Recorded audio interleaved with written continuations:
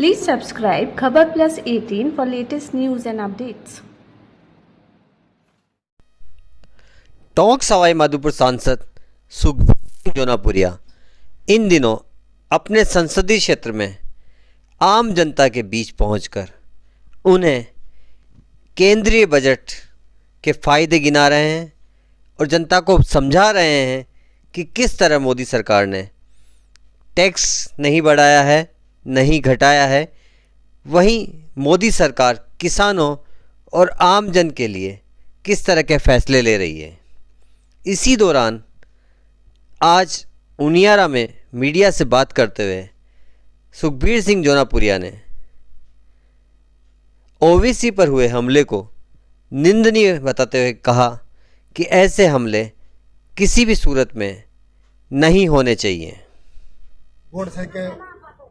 देखिए, मैं समझता हूँ हमला किसी के ऊपर भी हो गलत है। हम हमले की निंदा करते हैं, चाहे ओवैसी हो या कोई और भी हो। हर आदमी का इस जनता में जाने का उसका अधिकार है। जिन्होंने किया वो गलत किया, हम उसकी घोर निंदा करते हैं। कि सब भाजपा के आदमी थे करने वाले। मैं समझता हूँ आदमी के मोहर किसी के नहीं लग रही, लेकिन मैंने कहा है कि उन बच्चों को उसकी पीड़ा हुई होगी, जो उन्होंने बताया भी है कि जो भाषाएं बोल रहे थे उसकी पीड़ा हुई है।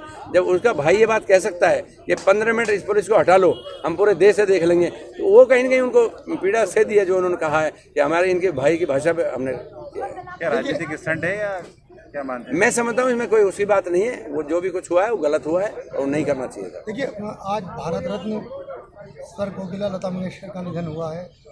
पूरे देश के अंदर शोक है।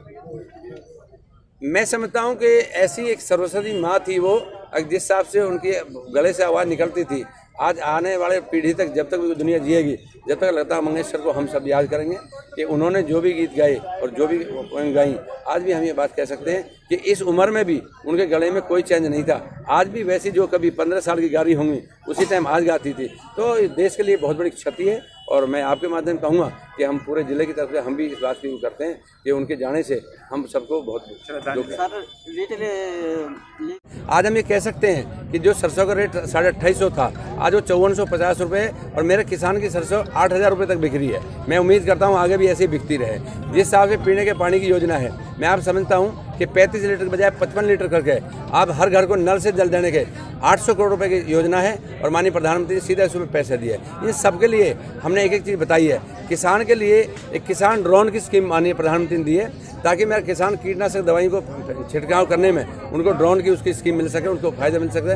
वो सारी चीज़ें दी हैं। तो मैं समझता हूँ कि अभी जिस हिसाब से जहाँ मैं खड़ा हूँ, यहाँ की सारी सड़कें और बॉम्बे एक्सप्रेस हाईवे जो बन रहा है, मैं समझता हूँ मेरे दोनों जिले के लिए इतनी पत्थर की मील से साबित होगा वो कि जिस हिसाब से पर्यटक आएगा और जिस हिसाब में आमदनी आएगा, वो 2 घंटे में हमें दिल्ली से लेकर यहाँ तक पहुँच जाएगा। तो मैं समझता हूँ चोरों के पास दोनों तरफ खुलता है। तो मैं आगे भी आपसे उम्मीद करता हूँ कि मेरे उनियारा जिले के अंदर में भी वो अमरूद का उत्पादन अगले 1 साल में बढ़ जाएगा और ये अमरूद का उत्पादन सब करने लगेंगे।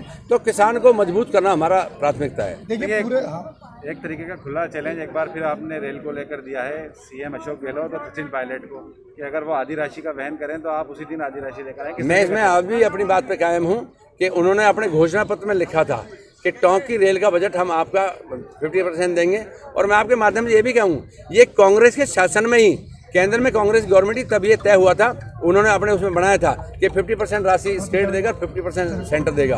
तो मैं आपसे उम्मीद करता हूँ और आपसे माध्यम से कहना चाहता हूँ कि उसका 50% स्टेट गवर्नमेंट दे, तो मैं माननीय प्रधानमंत्री के पैर पकड़ूँ, हाथ जोड़ूँ, कुछ भी करूँ, लेकिन 500 करोड़ रुपये ला के दूँ। एक तरीके का चैलेंज है दोनों के लिए। मैं चैलेंज क्या हुआ, पैसा घोषणा पत्र में अपने खुद ने लिखा हुआ है। विधानसभा क्षेत्र में अब तक पर्यटन की दृष्टि से एक भी कोई विकास कार्य नहीं हुआ। क्या गलवा बांध या हाथीवाटा क्षेत्र पर्यटन की दृष्टि से? मैं समझता हूँ गलबा बांध से हम पानी लेके आ रहे हैं, गलबा बांध से ही आपका श्रद्धा भरेगा।